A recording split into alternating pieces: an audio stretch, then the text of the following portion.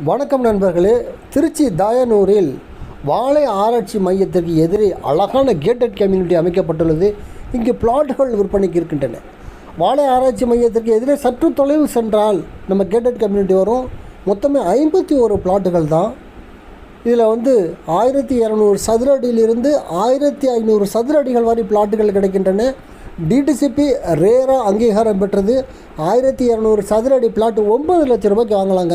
விலை 759 799 ரூபா வரை சதுர அடிக்கு நிர்ணயிக்கப்பட்டுள்ளது.